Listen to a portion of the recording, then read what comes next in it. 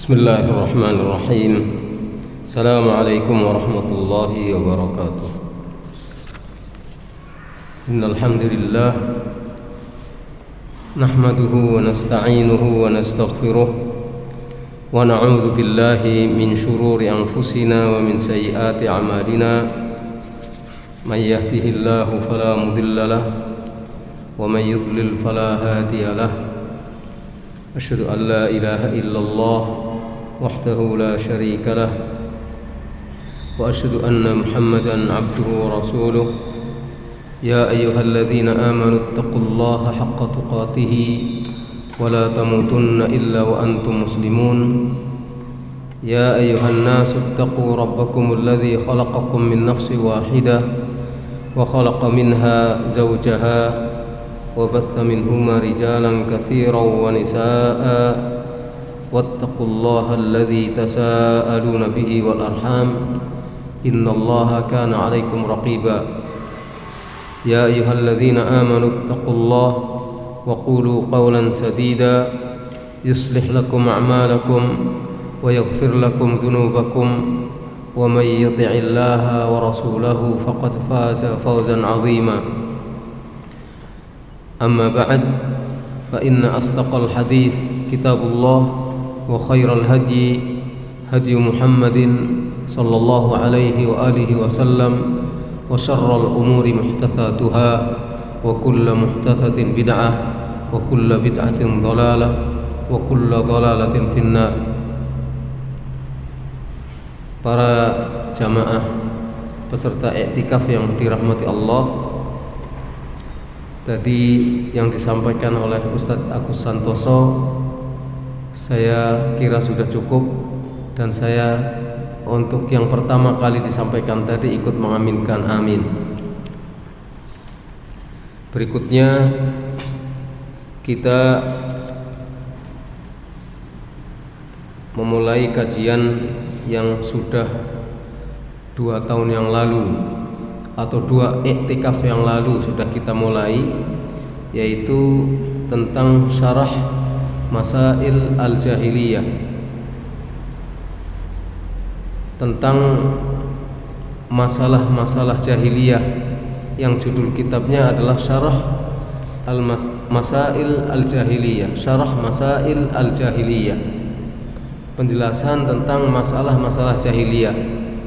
Kalau risalah aslinya namanya adalah Masail al-Jahiliyah allati khalafa fiha Rasulullah sallallahu alaihi wa alihi wasallam ahlal jahiliyah. Masalah-masalah jahiliyah yang Rasulullah SAW menyelisihinya. Masalah-masalah jahiliyah yang Rasulullah SAW menentangnya atau menyelisihinya dari apa yang dilakukan oleh orang-orang jahiliyah.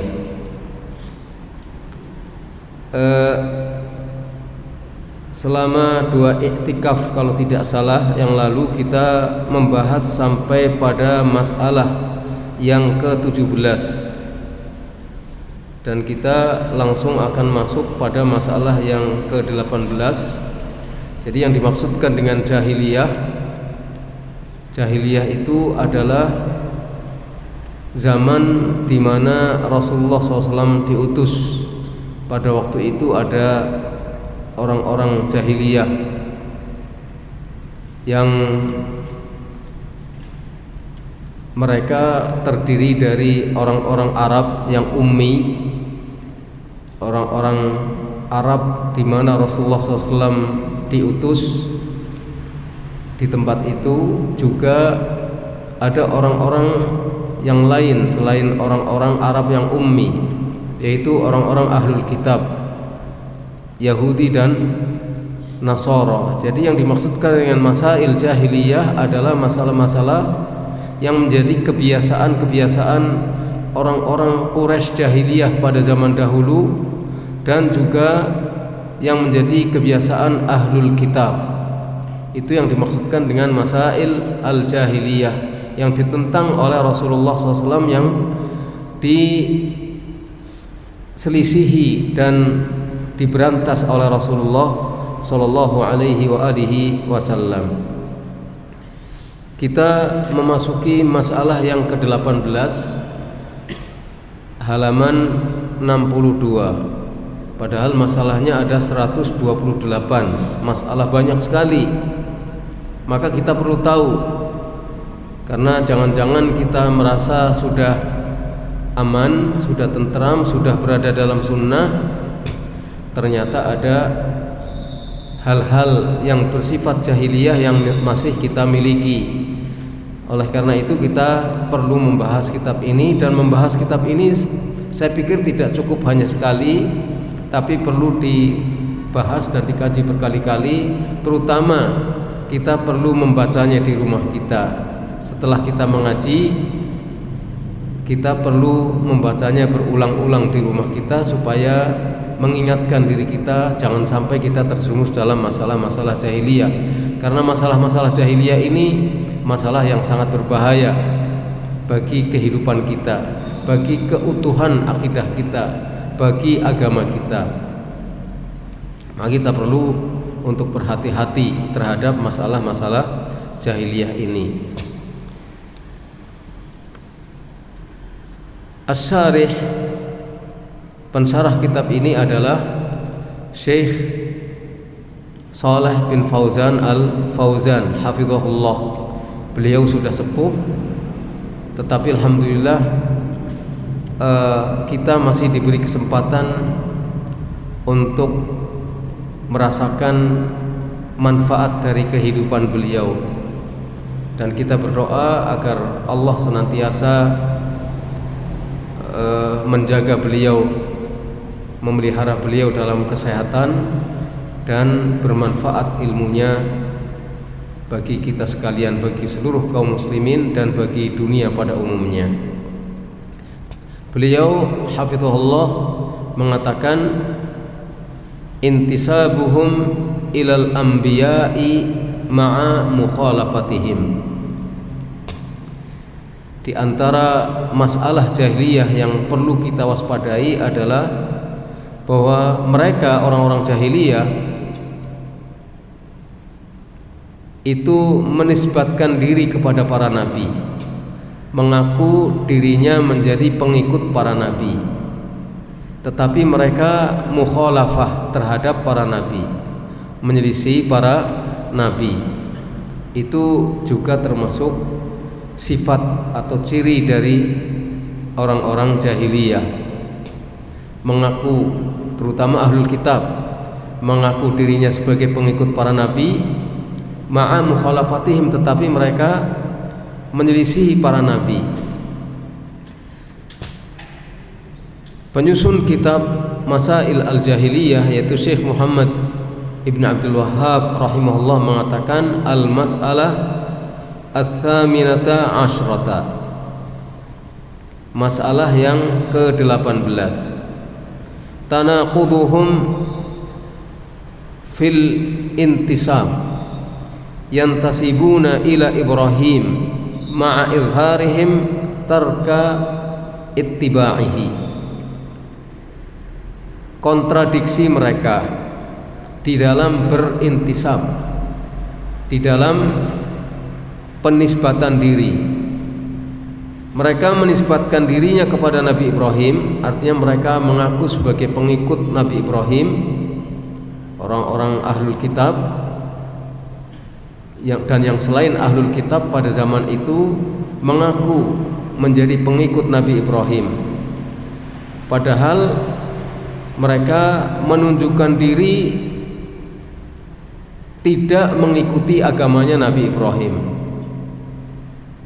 Mereka memperlihatkan dirinya justru meninggalkan ittiba kepada Nabi Ibrahim. Penjelasan dari perkataan Syekh Muhammad Ibn Abdul Wahhab rahimahullah. Asy-syarh, at-tanaqud fil intisab, yang disebut kontradiksi dalam berintisab, di dalam penisbatan diri, huwa an yantasiba ila syai'in wa huwa mukhalifun lahu, yaitu menisbatkan diri kepada sesuatu tetapi dia berbeda dengan sesuatu itu, dia menyelisihi sesuatu itu. Menisbatkan diri kepada sesuatu tapi dia menyelisih sesuatu itu, berbeda dengan sesuatu yang dia nyatakan dirinya itu adalah sama dengan sesuatu itu. Wa hadza intisabun batilun wa kadzib. Penisbatan diri ini, pengakuan ini adalah pengakuan yang batil dan dusta, enggak benar itu. Pengakuan menyebut dirinya itu sama dengan dia, dirinya itu pengikut dia, tapi ternyata langkah-langkahnya, tindakannya menyelisih langkah-langkah orang yang dia menyatakan sebagai pengikutnya. Maka ini disebut sebagai intisab batil dan dusta. Wal intisabus sahih huwa ayyantasiba ila asy-syai' wa yakun muwafiqan lahu. Yang disebut intisab yang benar, penisbatan diri yang benar, apabila seseorang menisbatkan diri kepada sesuatu lalu dia bersesuaian dengan sesuatu itu, dia sepakat dengan sesuatu itu, dia cocok langkah-langkahnya dengan sesuatu yang dia berintisab kepadanya. Falladhi yantasibu ila Ibrahim yuwafiqu ma jaa bihi min tauhidillah wa ikhlasil ibadati lillah wal ikhlasi wa ikhlasil ibadati lahu wal bara'ati minal musyrikin wala yukhalifuhu fi syai'in min dzalik.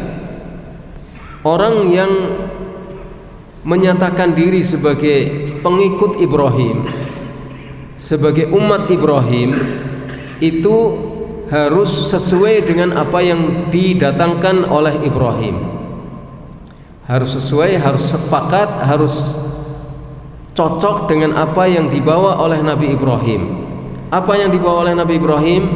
Min tauhidillah, yaitu tauhidullah. Intinya ajaran yang diajarkan oleh Nabi Ibrahim dibawa kepada umat manusia adalah ajaran tauhid, yaitu hanya beribadah kepada Allah dan tidak mempersekutukan Allah dengan sesuatu pun, serta ikhlas dalam beribadah kepada Allah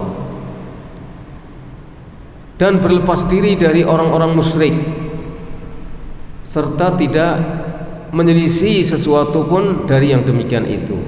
Itu agamanya Nabi Ibrahim, itu ajaran yang dibawa oleh Nabi Ibrahim. Maka kalau seseorang menyatakan dirinya sebagai pengikut Ibrahim, sebagai orang yang mengikuti agamanya Nabi Ibrahim, dia harus mengikuti tauhidnya Nabi Ibrahim, yaitu beribadah hanya kepada Allah saja, ikhlas, tidak memberikan satu unsur peribadatan kepada yang selain Allah, dan bahkan berlepas diri, menyatakan dirinya terbebas, tidak punya hubungan kasih sayang dengan orang-orang musyrikin, tidak menyelisih sesuatu pun dari agamanya Nabi Ibrahim. Itu inti dan pokok dari ajaran Ibrahim alaihi salatu wassalam. Ajaran semua nabi sama pada pokok dan intinya, yaitu agama tauhid. Agama hanya memberikan peribadatan kepada Allah saja dan tidak musyrik. Adapun syariat bisa berbeda-beda, tapi peribadatannya sama, akidahnya sama, yaitu tauhid, menyembah hanya kepada Allah Subhanahu wa taala saja.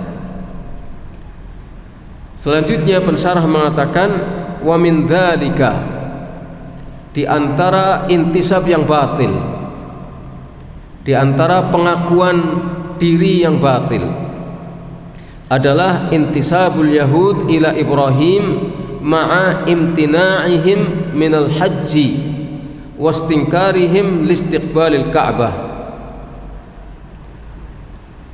Adalah pengakuan orang-orang Yahudi bahwa mereka mengikuti agamanya Nabi Ibrahim, padahal mereka enggan, menolak untuk mengikuti cara hajinya Nabi Ibrahim.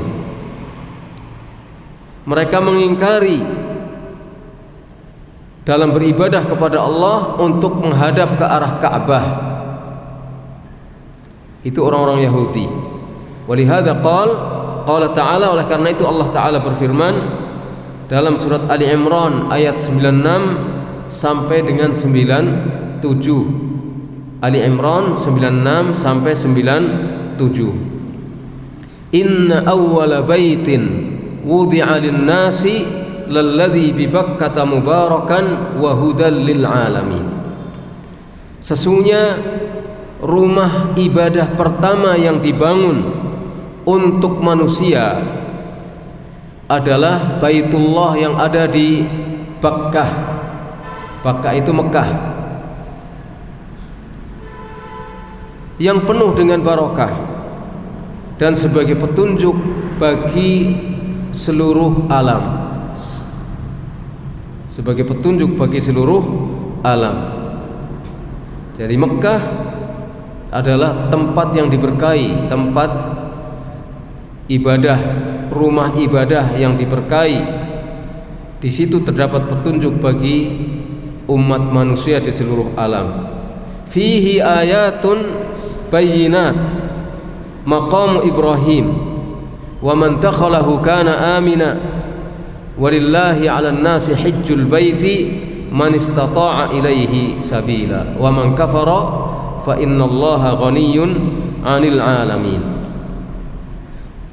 Di tempat itu, di rumah ibadah itu terdapat tanda-tanda yang nyata, tanda-tanda yang jelas. Di antaranya adalah maqam Ibrahim. Jangan salah memahami, maqam Ibrahim bukan makam. Bukan makam dalam pengertian bahasa Indonesia. Kuburan, makam dalam bahasa Indonesia kan kuburan. Ini maqam Ibrahim bukan kuburan, tapi bekas berdirinya Nabi Ibrahim untuk membangun Ka'bah. Di situ ada tempat, di belakangnya ada tempat di mana kita disyariatkan untuk sholat 2 rakaat ketika kita selesai menjalankan tawaf.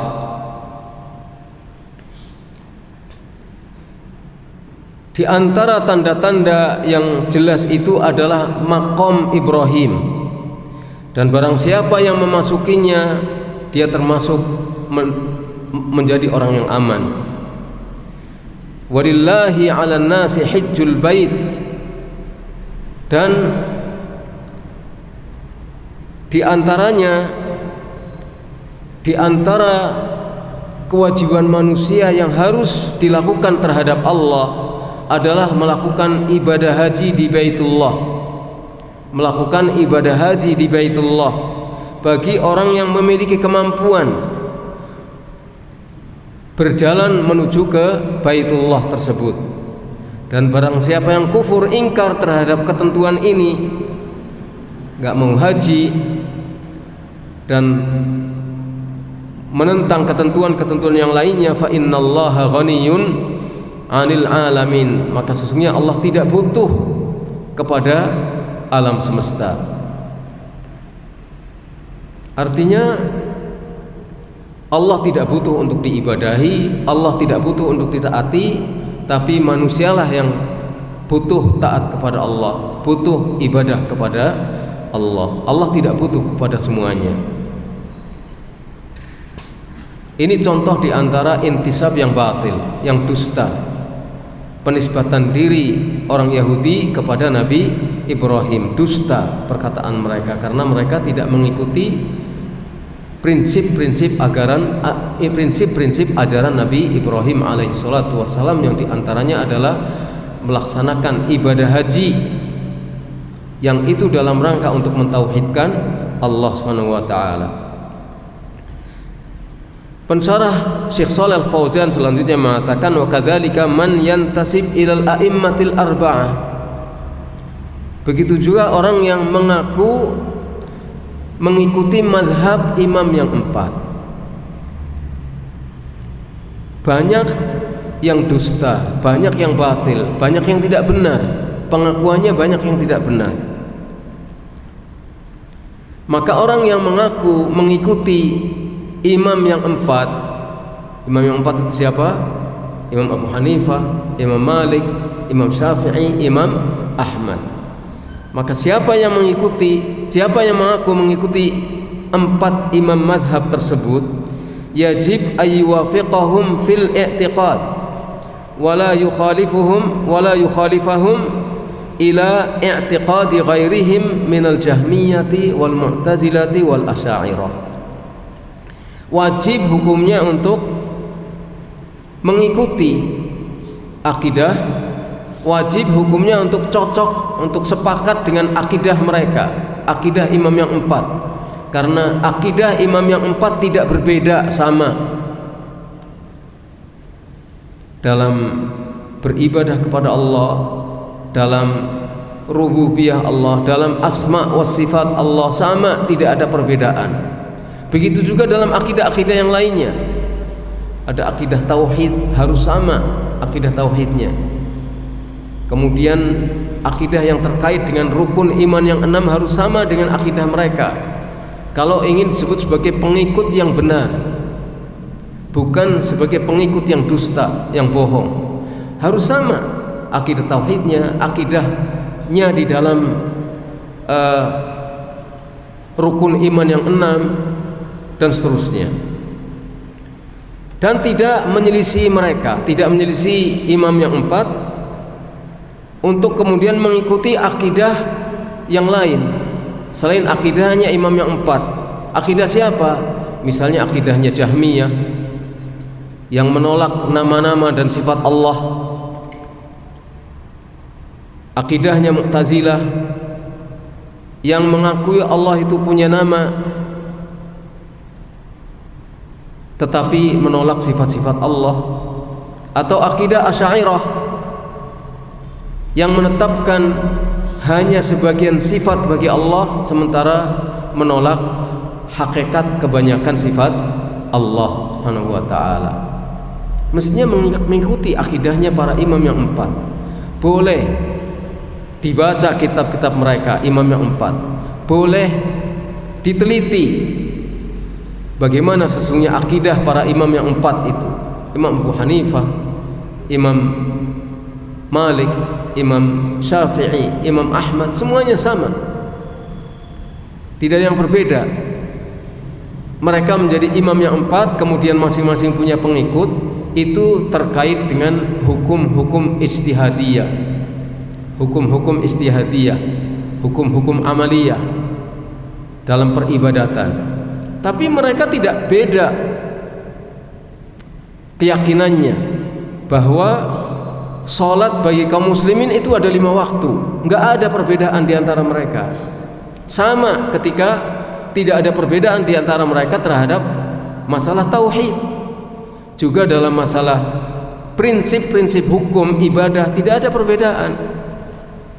Siamnya sama, bulan Ramadan, tidak ada di antara mereka yang mengatakan siam di luar bulan Ramadan. Maksudnya siam wajib, maksudnya siam tahunan. Tidak ada yang mengatakan di antara mereka bahwa sholat hanya 3 waktu, itu nggak ada. Di antara mereka yang mengatakan sholat zuhur hanya 3 rakaat, itu tidak ada. Semuanya sama. Lah, marilah kita sama dalam semua hal dengan para imam itu dalam masalah akidah. Bukan hanya dalam fikih saja. Yang berbeda adalah masalah-masalah yang terkait dengan fikih, hukum-hukum ijtihadiyah. Ini kita perlu hati-hati. Jangan sampai kita terjerumus dalam masalah jahiliyah seperti ini, mengaku kita punya imam, mengaku kita menisbatkan diri kepada sesuatu, tapi kita ternyata berbeda dengan sesuatu itu.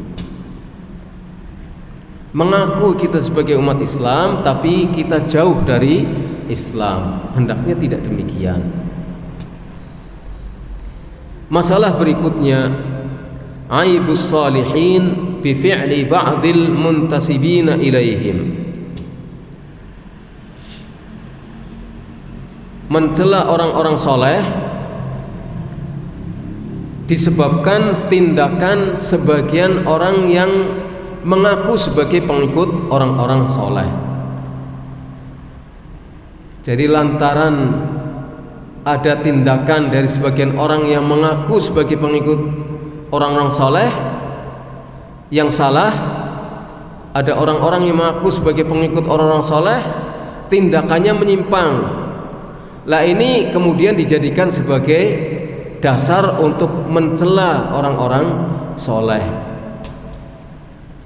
Maka dikatakan al-mas'alah at-tasi'ata asyrata, masalah yang ke-19, qadhuhum fi ba'dis salihin bi fi'li ba'dil muntasibina ilaihim ka qadhil yahud fi Isa wa qadhi ka qadhi al-yahud fi Isa wa qadhil yahud wan nasara fi Muhammadin sallallahu alaihi wa alihi wasallam. Cercaan atau celaan mereka orang-orang ahlul kitab terhadap sebagian orang soleh disebabkan perbuatan sebagian orang-orang yang menjadi pengikut orang soleh tersebut, seperti celaan orang-orang Yahudi kepada Isa atau celaan orang Yahudi dan Nasara kepada Nabi Muhammad sallallahu alaihi wasallam. Penjelasan Syekh Shalih Al-Fauzan hafizahullah mengatakan qadhuhum fis salihin bima yaf'aluhu ba'dul muntasibin ilaihim minal af'alis sayyi'ah. Celaan mereka orang-orang yang terdampak atau celaan orang-orang jahiliyah atau yang terdampak dengan penyakit jahiliyah ini terhadap orang-orang soleh. Kenapa? Disebabkan perbuatan buruk yang dilakukan oleh sebagian orang yang mengaku sebagai pengikut orang soleh. Fayansibuna af'alal atba' ilal matbu'in, maka mereka menisbatkan, mereka menganggap perbuatan orang yang diikuti maka mereka menganggap perbuatan orang yang ikut sebagai perbuatan orang yang diikuti. Jadi mereka menganggap orang-orang yang diikuti itu sama dengan orang-orang yang mengikuti. Kalau orang-orang yang mengikuti tindakannya buruk, jelek, maka kemudian mereka mencap bahwa yang diikuti sama. Muridnya kayak gini, tentu gurunya seperti ini. Pengikutnya seperti ini, tentu orang yang diikuti akan sama.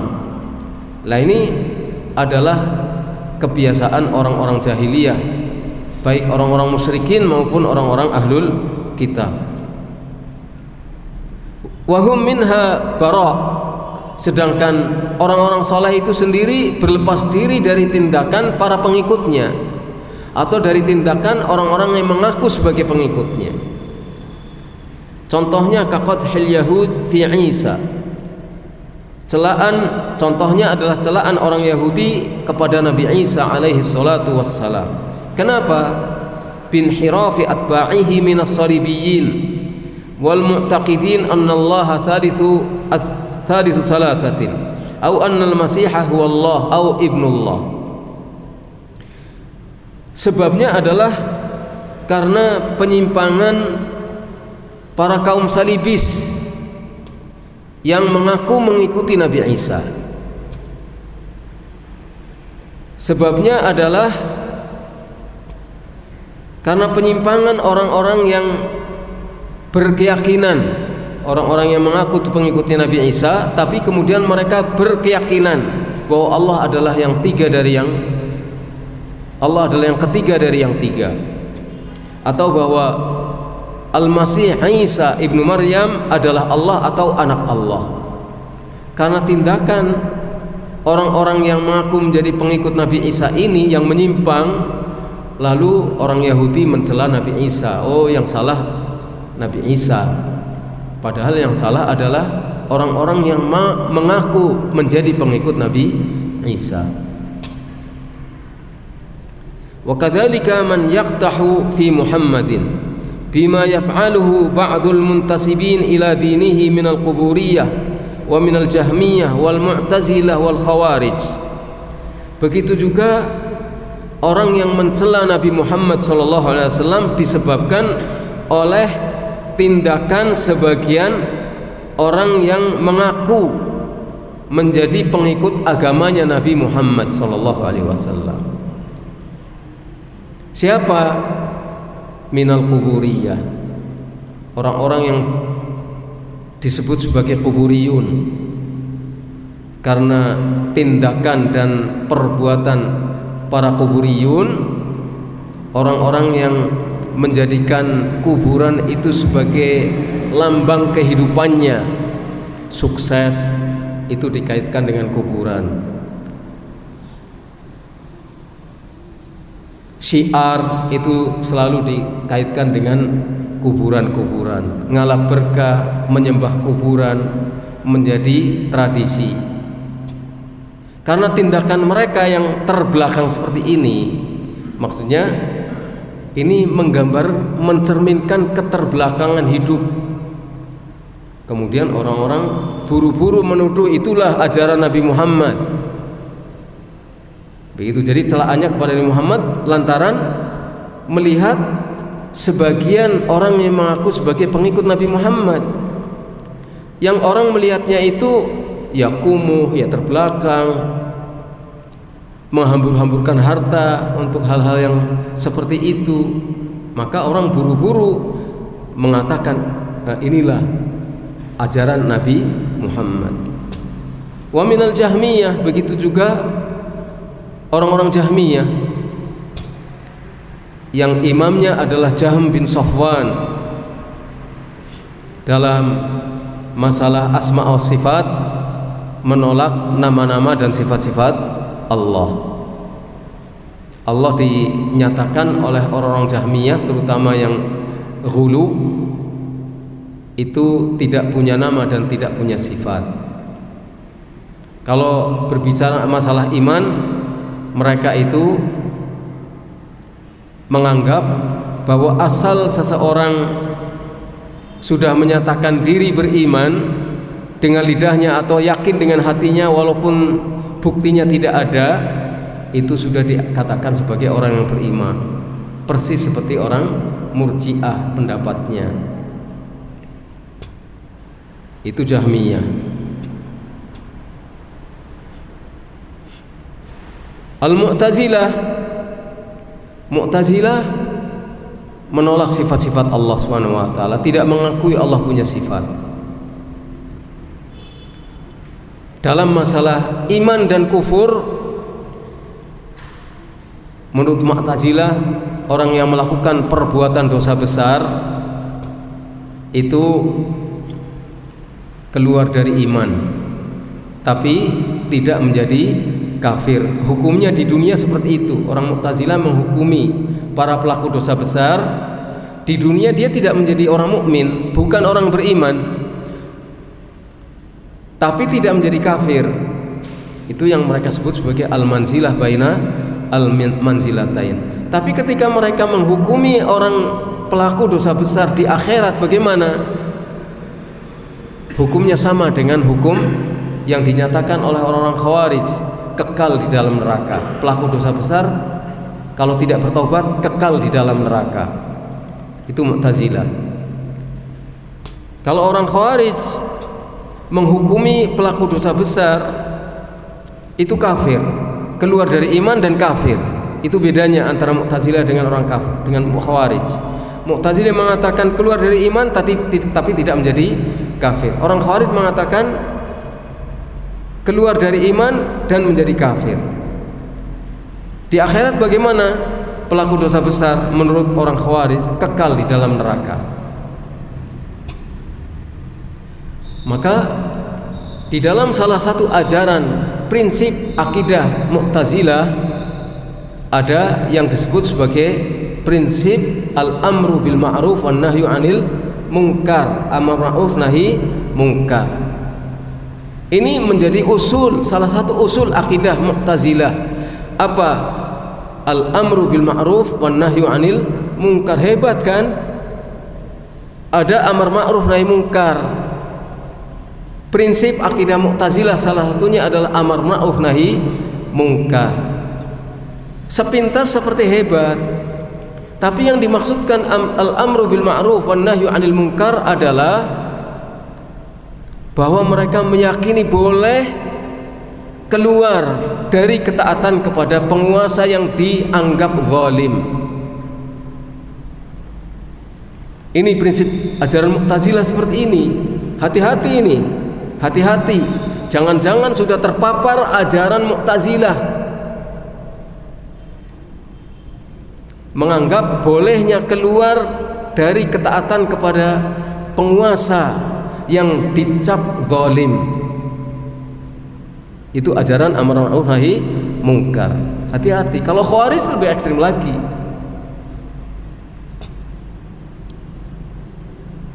Banyak orang-orang yang menisbatkan diri kepada ajaran Nabi Muhammad SAW, padahal itu bukan ajaran Nabi Muhammad SAW.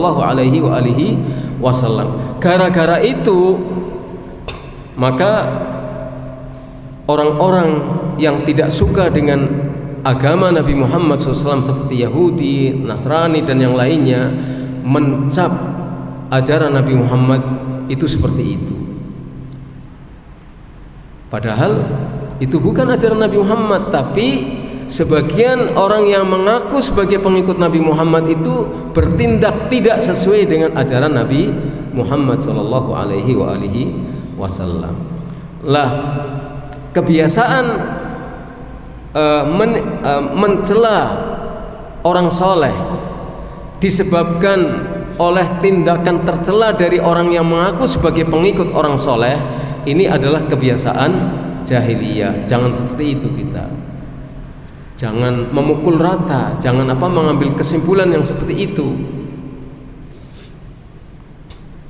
Kalau kita melihat seorang anak yang jelek, akhlaknya yang tidak teratur, lalu buru-buru kita mengatakan, oh ini hasil didikan orang tuanya. Nah, ini termasuk kita itu, termasuk termakan oleh masalah jahiliyah. Nggak boleh. Beda. Orang Nabi Nuh saja anaknya kafir, tidak mau mengikuti Nabi Nuh. Apa boleh kita menyalahkan Nabi Nuh? Nggak boleh. Masalah hidayah, taufik itu ada pada Allah SWT, tidak di tangan manusia. Manusia hanya mengusahakan, tapi yang menetapkan, memberikan taufik adalah Allah SWT.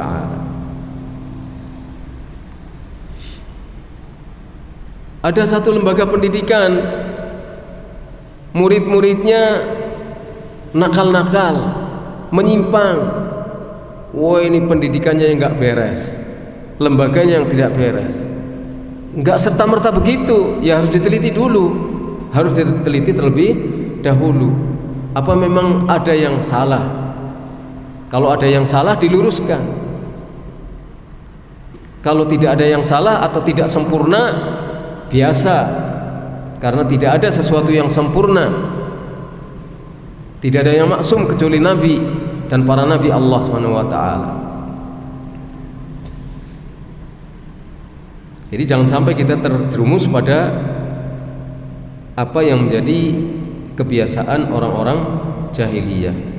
Fanaqul liman yaqtahu fi haula'il anbiya, maka kita katakan kepada orang yang mencela para nabi tersebut, mencela Nabi Musa, mencela Nabi Isa, mencela Nabi Muhammad dan yang lain-lainnya, kita katakan kepada para pencela tersebut, laisa hadza huwa dinu Musa alaihi salatu wassalam, ini bukan agamanya Nabi Musa.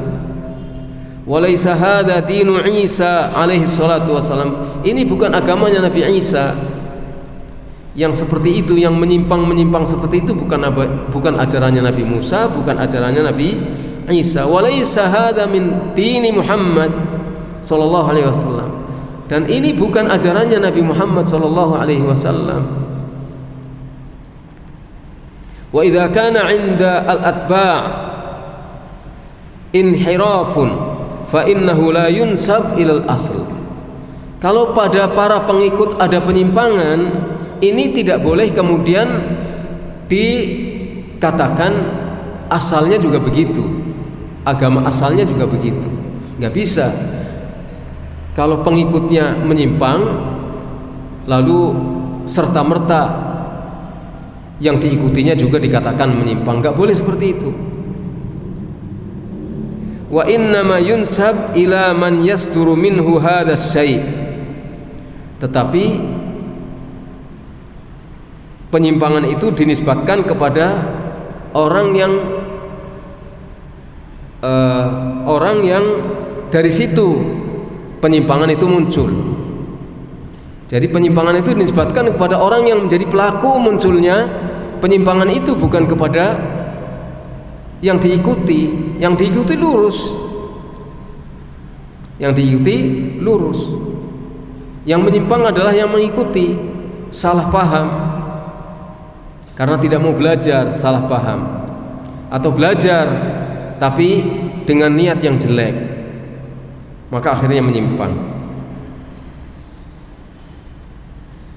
Fala tu'abu risalatu Musa alaihi salatu wassalam bi anna al-yahud harrafu wa baddalu wa ghayyaru.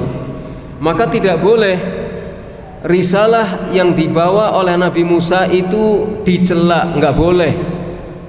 Risalah Nabi Musa dicela atau Nabi Musa dicela itu tidak boleh, hanya lantaran orang Yahudi telah melakukan tahrif,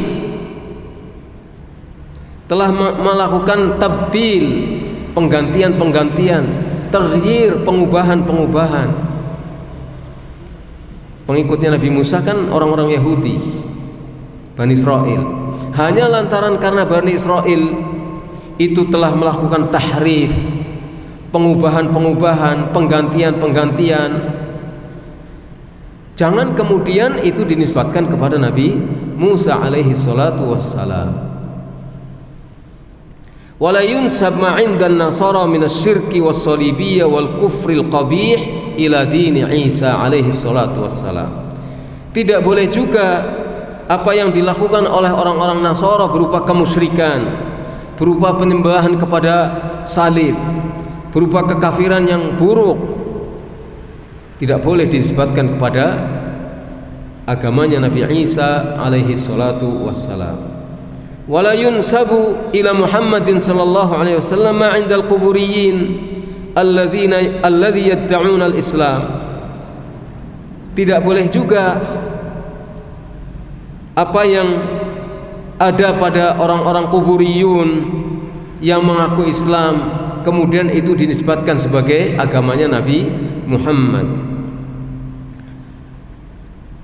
Awil mulahidah minar rafidhati wal batiniyah.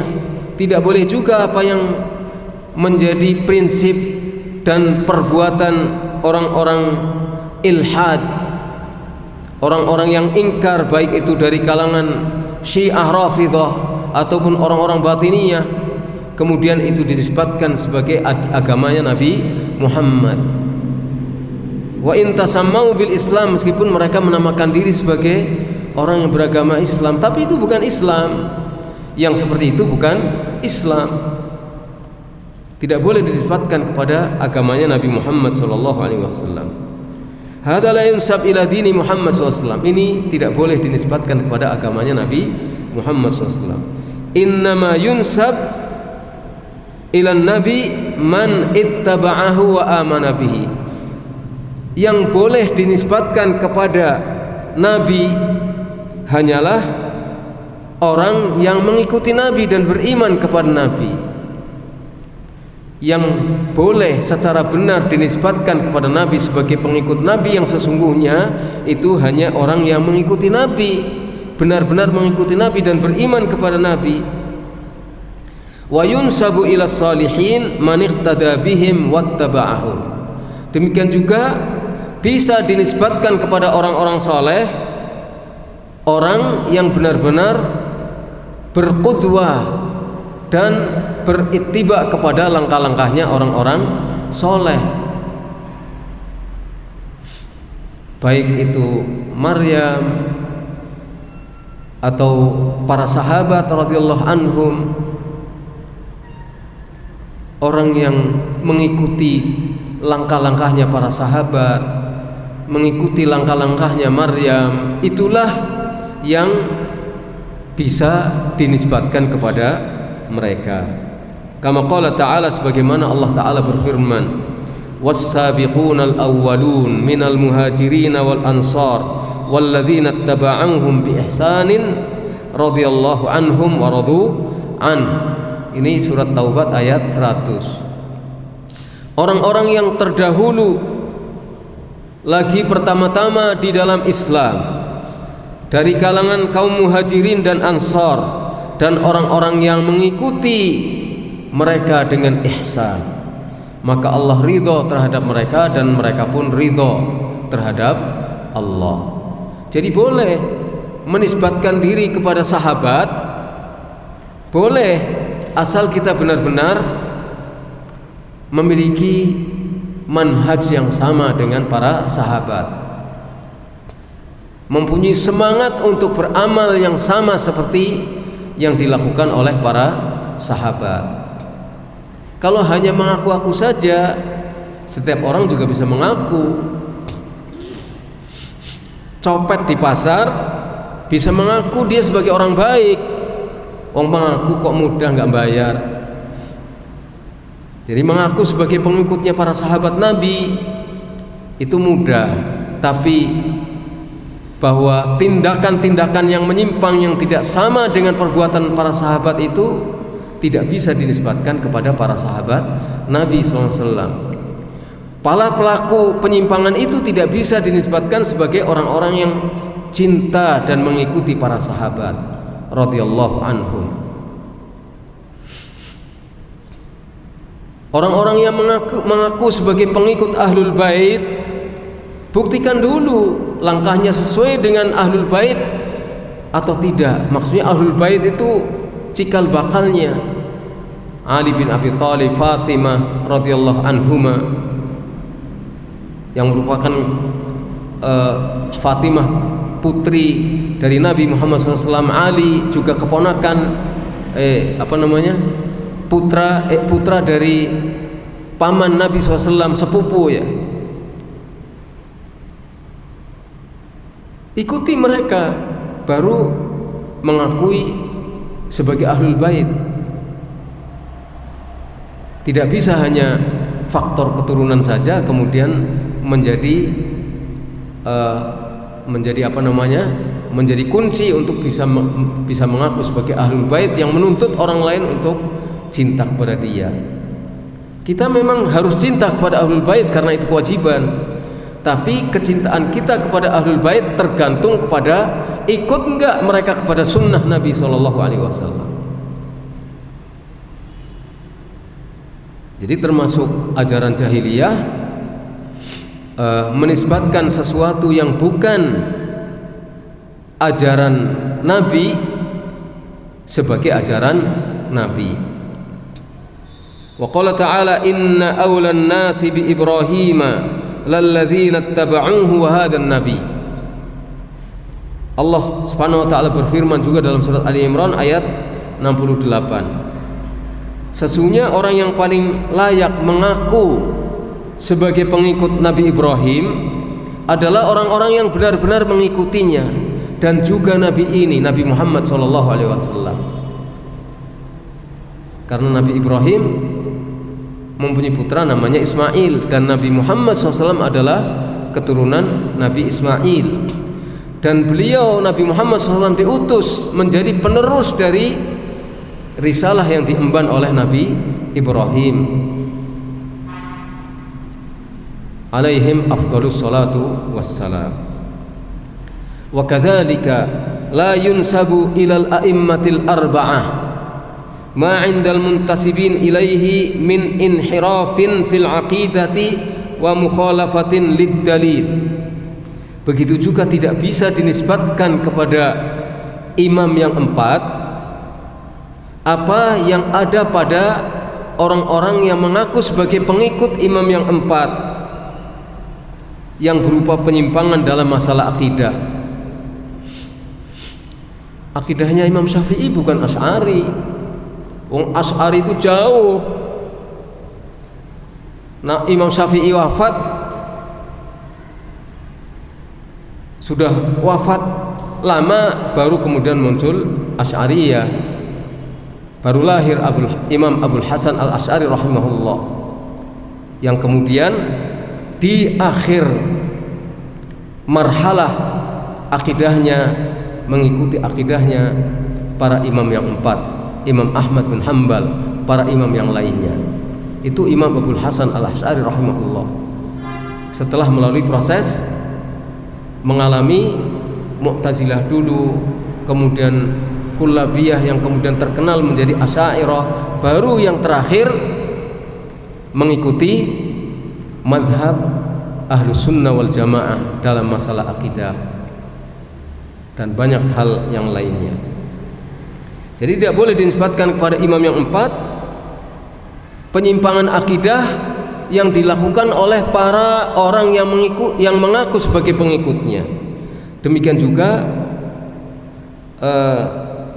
mukhalafah, penyimpangan mereka terhadap dalil, tidak bisa dinisbatkan kepada imam yang empat. Jadi kalau sekarang itu kan kok Salafi bertentangan dengan madhab yang empat? Enggak bertentangan, sama. Yang menganggap bertentangan itu karena tidak tahu itu. Melihat kenyataan umat mengaku di mana-mana sebagai pengikut madzhab, tetapi akidahnya berbeda dengan para imam itu sendiri. Boleh dilihat, dipelajari akidahnya Imam Syafi'i, akidahnya Imam Malik, Abu Hanifah, Imam Ahmad. Apakah ada perbedaan di antara mereka tentang akidah? Tidak ada perbedaan. Nah itu, jadi ini masalah yang ke-19. Lanjut sampai jam 5 insyaallah. Masalah berikutnya, i'tiqaduhum anna af'al as-saharati wal kuhan min karamatil awliya. Ini masalah yang harus kita hati-hati. Jangan sampai kita atau sanak famili kita atau keturunan kita mempunyai terpapar oleh penyakit jahiliyah yang seperti ini. Keyakinan mereka bahwa tindakan tukang sihir dan para dukun sebagai karamatul auliya, sebagai karamah. Padahal itu adalah kelakuan tukang sihir. Padahal itu adalah kelakuan para dukun. Tapi dianggap sebagai karamah. Al-mas'alatul 20, masalah yang ke-20.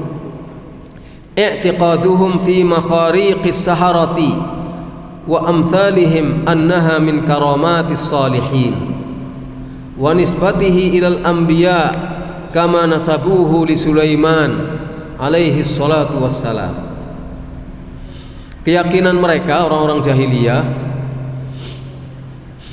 terkait dengan kejadian-kejadian di luar nalar manusia, di luar kebiasaan nalar manusia yang dilakukan oleh para tukang sihir dan yang sejenisnya. Diyakini itu sebagai karamah dari orang-orang soleh. Pelakunya yang memiliki itu berarti orang soleh. Peristiwanya dianggap sebagai karamah bagi orang-orang soleh tersebut. Dan kemudian sihir itu dinisbatkan kepada para nabi, sebagaimana mereka orang-orang Yahudi menisbatkan sihir kepada Nabi Sulaiman alaihi salatu wassalam. penisbatan seperti ini atau keyakinan seperti ini adalah keyakinan orang jahiliyah. Penjelasan Syekh Shalih Al-Fauzan, al-makhariq, makhariq as-saharah, al-makhariq artinya adalah al-umur al-khariqah lil-'adah, perkara-perkara yang terjadi di luar kebiasaan pada umumnya. Orang bisa hilang dari pandangan mata manusia padahal tadi di depannya. Ini namanya khariq lil-'adah. Orang bisa terbang, ini khariq lil-'adah.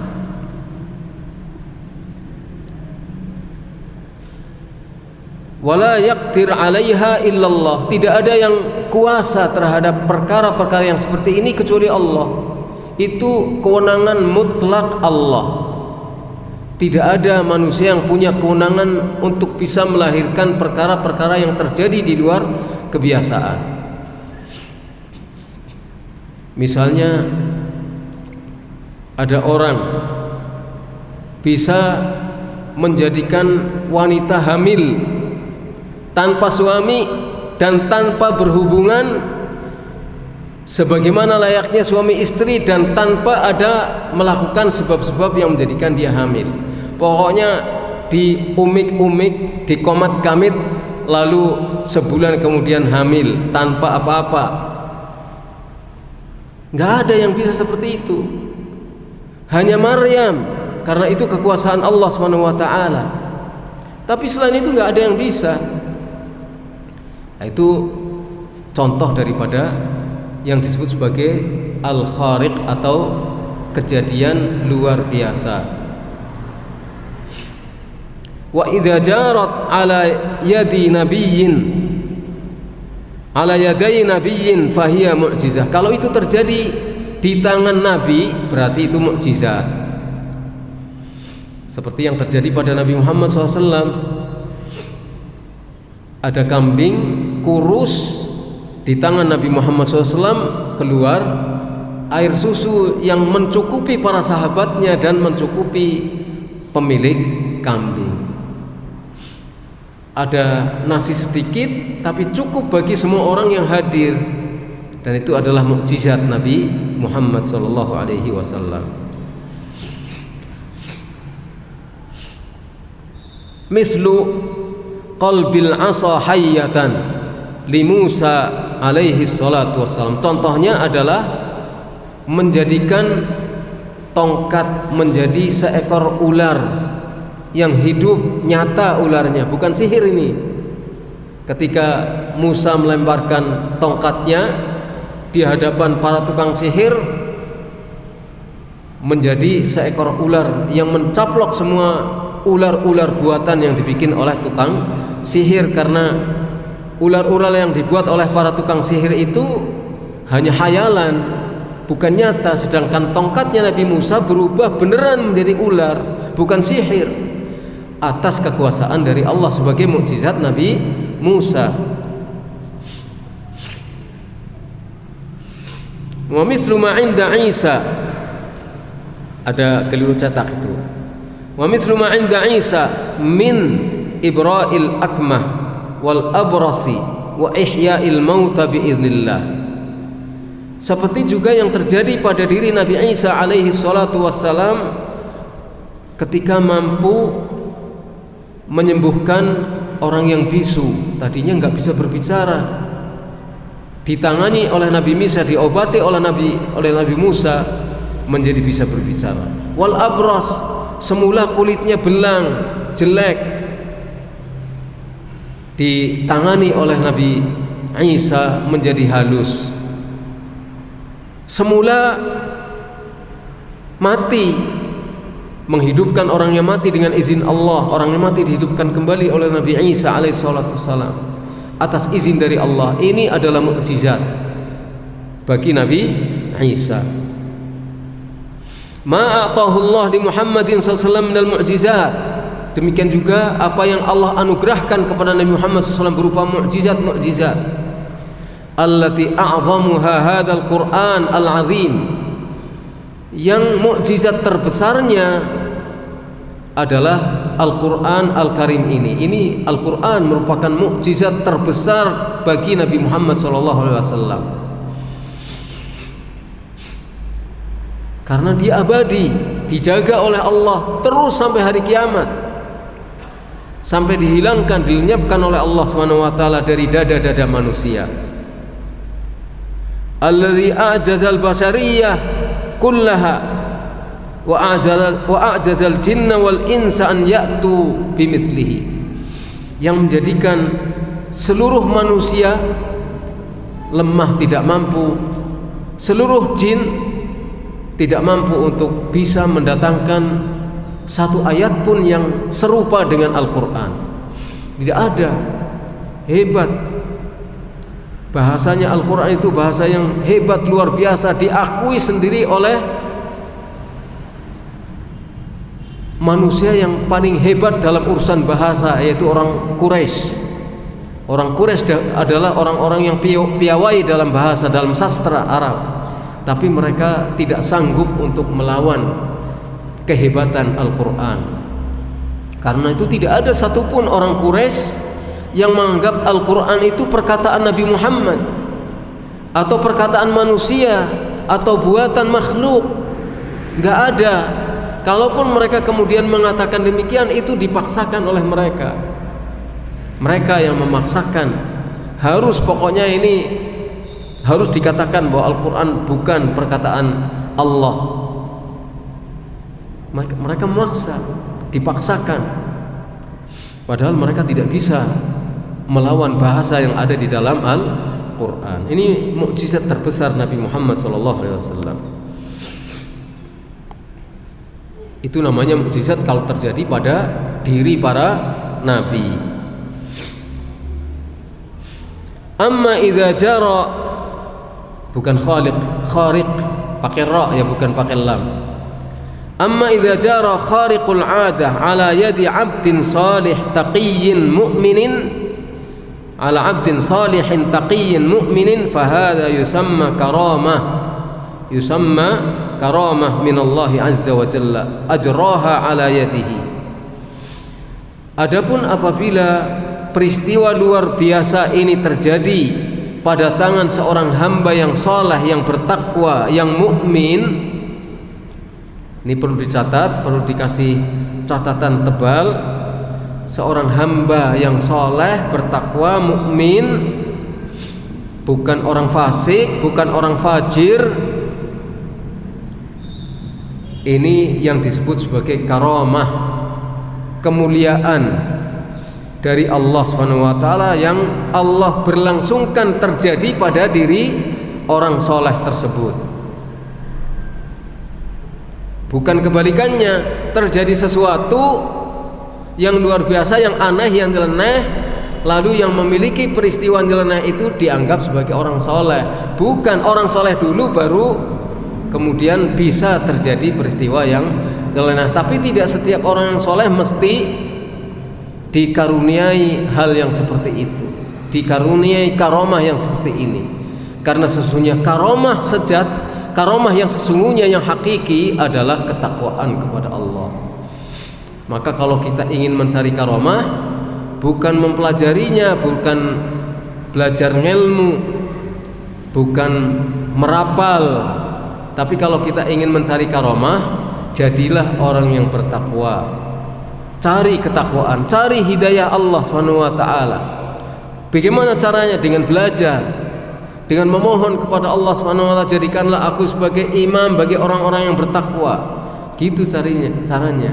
Karena karamah yang terbesar bagi hamba Allah yang saleh adalah karamah yang berbentuk ketakwaan. Itu kemuliaan yang diberikan oleh Allah kepada hamba-hambanya yang bertakwa. Sebentar lagi, tanggung ini kalau diputus. Imma li hujjatin fid din. Karamah itu diberlangsungkan oleh Allah pada diri hamba yang soleh tersebut, mungkin sebagai hujjah dalam urusan agama. Wa imma li hajatil muslimin, mungkin juga karena kebutuhan kaum muslimin. kebutuhan kaum muslimin terhadap karomah itu. Kama hasala li Maryam alaiha salam fi anna Zakaria idza dakhala 'alaiha al-mihrab wajada 'indaha rizqa wa hiya mutafarrighatun lil ibadati bi hadzal mihrab. Sebagaimana yang terjadi pada diri Maryam alaiha salam pada saat Zakaria masuk menjenguk Maryam di mihrabnya. Zakaria mendapati di sana ada rizki. Padahal Maryam tidak pernah keluar dari mihrab. Mihrab itu tempat ibadahnya orang-orang dahulu.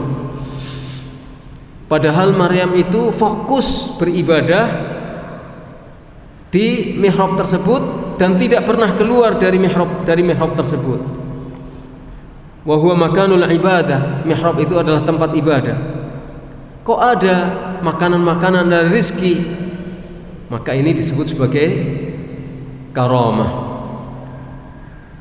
Kadzalika ma hasala li ashabil kahfi minan naumit tawil wa baqaihim ala halihim lam ta'kulul ardu ajsamahum. Begitu juga yang terjadi pada ashabul kahfi yang berupa tidur yang panjang di dalam goa. Mana ada tidur 309 tahun, dan ini dialami oleh ashabul kahfi. Ini namanya karamah, dan mereka tetap dalam keadaan demikian, tidak dimakan oleh tanah. Jasad mereka tidak dimakan oleh tanah, tertidur sampai 309 tahun. Ini karamah. Untuk apa? Menjaga agama mereka, menjaga agama ashabul kahfi dari kejaran orang-orang kafir, dari pemaksaan orang-orang kafir yang memaksa mereka untuk menjadi kafir. Dijaga oleh Allah, dimasukkan ke dalam gua, tertidur selama itu. Ini karamah. Walam yahsul fi hayatihim khalal. Dalam kehidupan mereka tidak pernah terjadi kekurangan apa, jadi tidak pernah terjadi masalah apa dalam kehidupan mereka. Hadza min karamatil auliya. Ini termasuk karamahnya para wali. Amma ma yajri mimma yushbihu khawariqal adat ala aidil kafarah. Adapun yang terjadi dari apa yang serupa dengan peristiwa di luar kebiasaan nalar manusia, tetapi itu terjadi pada orang-orang kafir, maka dan yang itu merupakan perbuatan-perbuatan setan, merupakan tindakan-tindakan setan, maka ini adalah dihitung sebagai as-sa'wadat wal hiyali was-sihrit takhyili. Maka ini adalah dihitung sebagai as-sa'wadat, tipuan, sulapan, tipuan, tipu daya dan sihir yang sifatnya hanya khayalan saja, bukan karamah. Au min a'malis syayatin, atau itu termasuk perbuatan setan. Wastikhdamihim li ifsadi aqaidil insi wal idrar bihim. Dan setan melayani mereka untuk merusak akidah manusia dan untuk menimbulkan bahaya bagi manusia. Walaisat minal karomat, dan tidak termasuk karamah. Jangan mudah tertipu. Kalladzi yatiru fil hawa, seperti ada orang bisa terbang di udara. Enggak usah gumun, enggak usah heran, enggak usah kagum. Biasa, barang biasa. Wong terbangnya di bawah, terbang oleh jin. Au yamshi 'alal ma, atau dia bisa berjalan di atas permukaan air. Dari Jawa Tengah sampai Banten umpamanya, atau dari mana? Lautan India di selatan mana sana, sampai ke daratan Australia, nggak naik kapal, dia berjalan di atas air biasa. Nggak usah dikagumi seperti itu. karena dia dibawa oleh jin. Jin memberikan pelayanan kepada orang-orang seperti ini. Untuk apa? Untuk menyesatkan, merusak akidah dia dan merusak akidah orang lain. Wa huwa fajir, sedangkan orang itu adalah orang yang fajir, orang yang jelek, tidak bertakwa, tidak mempunyai keimanan, ataupun tidak memiliki kebaikan. Kalau kebaikan hanya kebaikan yang dipamerkan saja, bukan kebaikan yang sesungguhnya. Fahadha min fi'lis syayatin, maka ini adalah termasuk tindakan setan-setan. Li'annahum lamma taqarrabu ilaihim bil kufri wasyirk khadamuhum, karena mereka ketika mereka mendekatkan diri kepada setan-setan dengan cara kekafiran dan kemusyrikan, maka setan-setan itu menjadi khaddam mereka, melayani mereka. Fahamaluhum fil hawa wa masyaw bihim 'alal ma, maka jin itu membawa terbang di udara. Setan-setan itu membawa mereka jalan di atas air. Fama yajri ala aidi haula'il fajarah minas sya'wadat wasyirki huwa min a'malis syaitan. Maka apa yang terjadi di tangan orang-orang fajir tersebut, orang-orang kafir, orang fasik, orang musyrik tersebut, yang berupa tipuan-tipuan dan kemusyrikan, itu tidak lain kecuali adalah perbuatan-perbuatan setan. Au min hiyadihim wa dajalihim 'alan nas, atau itu termasuk tipu daya mereka dan kebohongan mereka untuk membohongi orang banyak. Wa hiya umurun yata'allamunaha, dan ini perkara-perkara yang mereka pelajari. Karomah nggak bisa dipelajari, karomah tidak bisa dipelajari, tapi ini sihir bisa dipelajari. Fima bainahum, di antara mereka. Kama yata'allamuna sihir, sebagaimana mereka mempelajari sihir. Wala yunsabu ilal anbiya'i wa atba'ihim syai'un minha, tidak boleh ada sesuatu pun di antara ilmu-ilmu sihir seperti ini, tidak boleh dinisbatkan kepada para nabi dan kepada para pengikut nabi. Walihada lamma nasabal yahud as-sihra ila nabiyillah Sulaiman alaihi salatu wassalam raddallahu alaihim. Oleh karena itu ketika orang Yahudi menyebut bahwa sihir itu ajaran Nabi Sulaiman, maka Allah membantahnya bi anna sihr kufrun, bahwa sihir itu adalah kufur. Wa ma kafara Sulaiman, dan Sulaiman tidak kafir. Enggak mungkin Sulaiman melakukan tindakan kafir seperti itu, karena sihir adalah kufrun.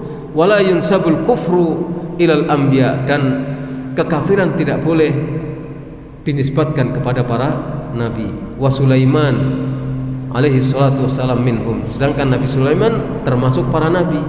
Wala yaliqu bihi sihr, tidak layak sihir bagi Nabi Sulaiman. Tidak mungkin Sulaiman memiliki sihir. Tapi kan kalau kita terjun di masyarakat, mereka beranggapan sihir itu dari asal ujung-ujungnya, dari pangkalnya dari ajaran Nabi Sulaiman atau Nabi Khidir. Tidak boleh dinisbatkan hal-hal yang rusak seperti ini kepada para nabi Allah. Dan ini keyakinan yang semacam ini adalah keyakinan jahiliyah. Maka kita berusaha untuk kikis keyakinan-keyakinan seperti ini, diri kita, diri sanak famili kita, handetolan kita, keturunan kita, dan orang-orang yang dekat dengan kita. Kemudian kita meluas ke masyarakat. Jangan sampai memiliki keyakinan-keyakinan yang seperti ini. Wallahu a'lam. Nas'alullah ayyuwaffiqana wa iyyakum, wa sallallahu ala nabiyyina Muhammad wa ala alihi wa sahbihi ajma'in.